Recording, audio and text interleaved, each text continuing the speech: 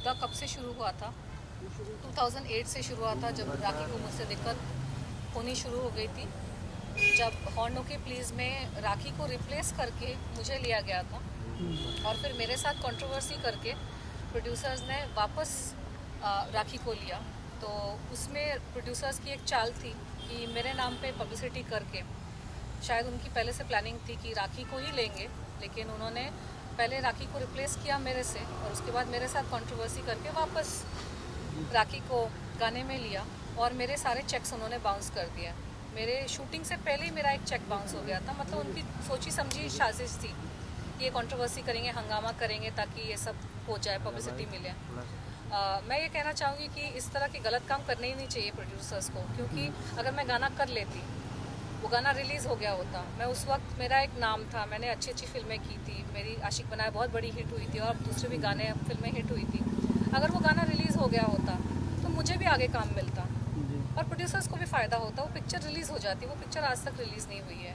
उस पिक्चर की वजह से मुझे इतना इमोशनल ट्रॉमा, इतना कुछ मुझे झेलना पड़ा।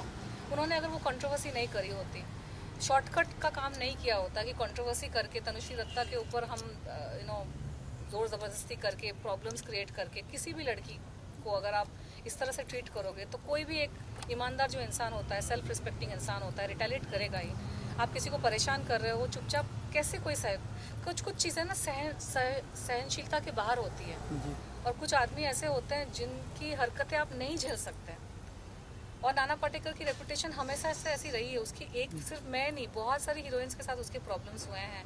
बहुत सारी एक्ट्रेसेस ने इंटरव्यूज़ में कुछ ना कुछ उसके बारे में बोला है और उसने अपनी छवि बनाई है कि मैं बहुत अच्छा इंसान हूँ क्योंकि मैं समाज सेवा करता हूँ। कोई प्रूफ नहीं है समाज सेवा का, सिर्फ प्रेस कॉन्फ्रेंसेस है कि समाज सेवा करते हैं। आप प्रूफ दिखा के आप बोलिए कि आपने सच में क्या समाज सेवा की है। और दूसरी चीज़, अच्छा आदमी वो होता है जो अपने परिवार के साथ रहे। हीरोइनों के साथ लिंकअप करके, हीरोइनों के साथ अफेयर करने अच्छा आदमी के लक्षण नहीं होते हैं।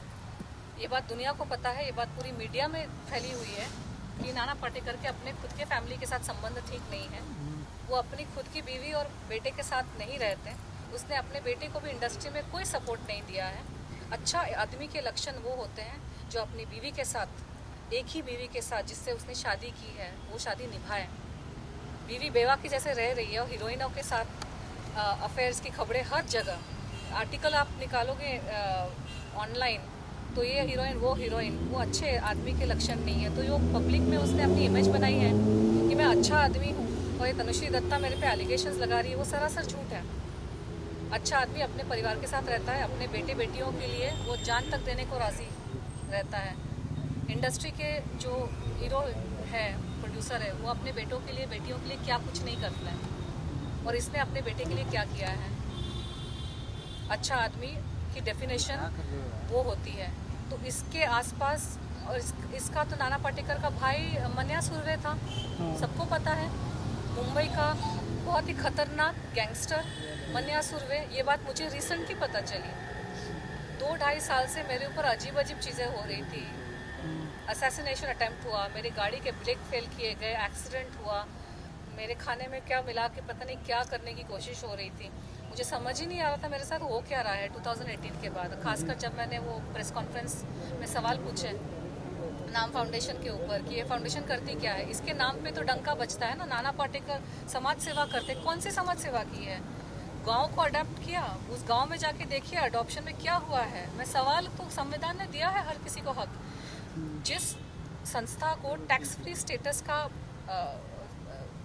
ओहदा मिला है कि एनजीओज वगैरह पे टैक्स नहीं लगता, उन पे स्क्रूटिनी भी नहीं होती, एनजीओज पे इंक्वायरी नहीं होती कि आपके पैसे कहाँ से आ रहे हैं, कितना आप खर्च कर रहे हो। तो एक संविधान ने एक सिटीजन को तो हक दिया है सवाल पूछने का कि आप इतने पैसे आप ले रहे हो तो कहाँ खर्च हो रहे हैं, आप प्रूफ दिखाइए। किसी गाँव में ऑफिस खोल के रखा है नाम फाउंडेशन का, मुंबई में भी होता तो कोई जाके ऑफिस में पूछ सकता है कि आप अपना काम दिखाइए।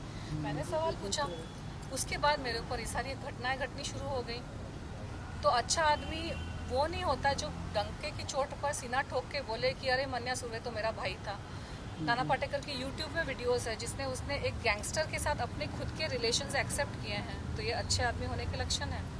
अच्छे आदमी होने के लक्षण क्या ये है कि आप अपनी बीवी को छोड़कर हीरोइनों के साथ आपके अफेयर और लिंकअप की खबरें आती हैं। अच्छा आदमी होने के क्या ये लक्षण है कि आप अपने बेटे को आप इंडस्ट्री में खड़ा नहीं कर पाए हैं। आपके पास इतना पैसा है, इतना पॉलिटिशियंस के साथ उठना बैठना है आपका। आप खुद ही बोल रहे हैं कि आपका इतना बड़ा नाम है, हालांकि पिक्चर पिट जाती है आपकी सारी। हॉर्न ओके प्लीज पिक्चर डब्बे में बंद थी 2.5 साल तक, उसी की वजह से मुझे हायर किया गया था। रिसेंटली वैक्सीन वार आई, ऐसी बुरी तरह से रिसेंटली पिटी है। पहली बात तो उसका बजट 10 करोड़ भी था कि नहीं मुझे नहीं पता, लेकिन अगर 10 करोड़ भी था, 10 करोड़ की पिक्चर 10 करोड़ रिकवर नहीं कर पाई, तो काहे के बड़े स्टार, काहे के बड़े आदमी। आप इतना हवा दिखा रहे हो ये दिखाने के लिए कि तनुश्री दत्ता बहुत छोटी है। मैं ठीक है, मैं छोटी हूँ, लेकिन मैं ईमानदार हूँ। मैं अपने आप को बहुत बड़ा संत महात्मा दिखाने की कोशिश नहीं कर रही हूँ। मैंने अपने आप को, अपने परिवार को खड़ा किया है। मैं अपने परिवार के लिए कमिटेड रही, उनको खड़ा करके ही मैं अपना संन्यास जो भी मैं कर रही हूँ। आपने क्या किया अपने परिवार के लिए? अच्छा इंसान होने के लक्षण वही है कि अरे बाहर की आप चैरिटी क्या कर रहे हो, इस गांव को अडॉप्ट किया। अरे आपके घर में चैरिटी बिगिंस एट होम। अपने घर के लोगों के लिए आपने क्या किया है, और गांव में किया भी है कि नहीं किसी को नहीं पता। ये किया वो किया, किसने? ढूंढो जाके, सच में किया है कि नहीं। और सवाल पूछने पर मेरे पर ये सारे अत्याचार शुरू हो गए। एक्सीडेंट हो गया, क्या कुछ नहीं हुआ। तो पब्लिक को ये जानने की बहुत ज़्यादा ज़रूरत है कि ये मीडिया के ज़माने में कोई कुछ भी बोल सकता है। अच्छा आदमी लड़कियों पे हमला नहीं करवाता।